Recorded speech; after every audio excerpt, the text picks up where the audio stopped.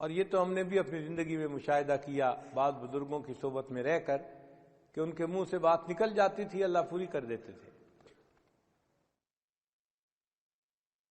تو انسان کو قرب الہی کا ایسا مقام مل جاتا ہے ان نوافل کے ادا کرنے پر۔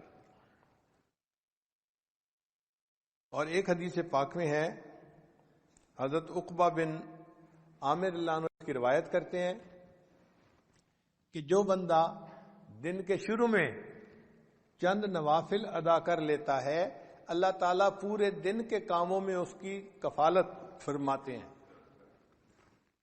یہ دیکھیں کتنی بڑی بات ہے کہ پورے دن کے کاموں میں اللہ اس بندے کی کفالت فرماتے ہیں جو دن کے شروع میں نماز پڑھ لیتا ہے، نوافل پڑھ لیتا ہے۔ اللہ اس کے کفیل بن جاتے ہیں۔ اللہ جب کفیل بن جائیں تو پھر کاموں میں مشکل نہیں رہتی۔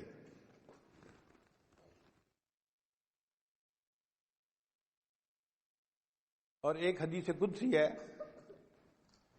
امید ہے آپ اس کو دل کے کانوں سے سنیں گے۔ اللہ تعالیٰ ارشاد فرماتے ہیں، ابن آدم، اے ابن آدم، تفرغ لعبادتی، تو میری عبادت کے لیے اپنے آپ کو فارغ کر لے، املأ صدرک غنًا، میں تیرے سینے کو غنا سے بھر دوں گا،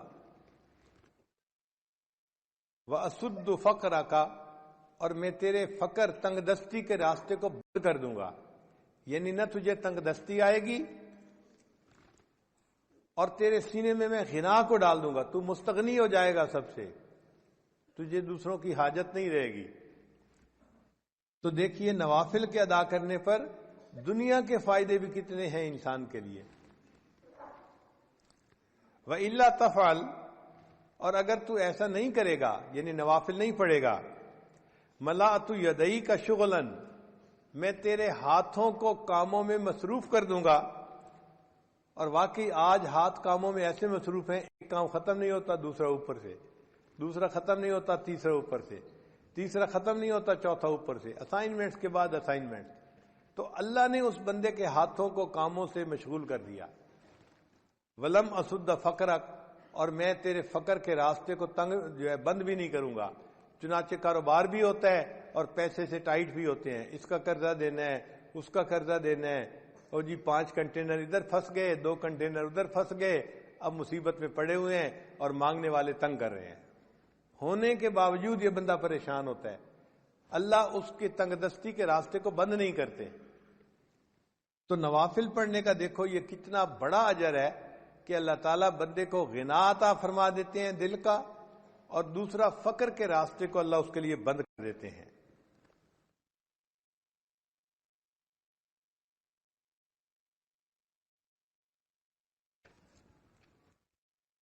ان نوافل میں جو سب سے اہم نوافل ہیں وہ ہیں جو فقہا نے فرض نمازوں میں نوافل کہے ہیں نا، جیسے ظہر کی نماز پڑھی تو آپ نے 4 رکعت سنت پہلے پڑھی، پھر 4 رکعت فرض پڑھے، پھر 2 رکعت سنت پڑھی، پھر اس کے بعد 2 رکعت نفل بھی ہیں۔ تو سب سے پہلا کام یہ کریں کہ نمازوں کو مکمل طور پہ پڑھنا شروع کریں۔ وہ جو فرض نمازوں کے نوافل ہیں ان کو چھوڑیں نہیں، ان کو ضرور پڑھیں۔ اسی طرح مغرب کی نماز پڑھی تو 3 فرض پڑھے، 2 رکعت سنت پڑھی، پھر اس کے بعد 2 رکعت نفل بھی ہیں۔ نوجوان وہ نفل چھوڑ دیتے ہیں، وہ نہیں چھوڑنے، ان کو باقاعدگی سے پڑھنا شروع کر دیں۔ اس پہ کوئی زیادہ وقت نہیں لگتا، عادت کی بات ہوتی ہے۔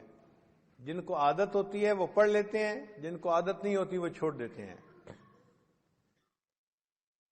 اسی طرح عشاء کے بعد آپ نے فرض پڑھے، پھر 2 رکعت سنت پڑھی، پھر اس کے بعد 2 رکعت نفل ہیں، پھر وتر کی نماز ہے اور وتر کے آخر پہ پھر 2 رکعت نفل ہیں۔ تو یہ جو وتر سے پہلے اور بعد میں نوافل ہیں ان کو ضرور پڑھیں۔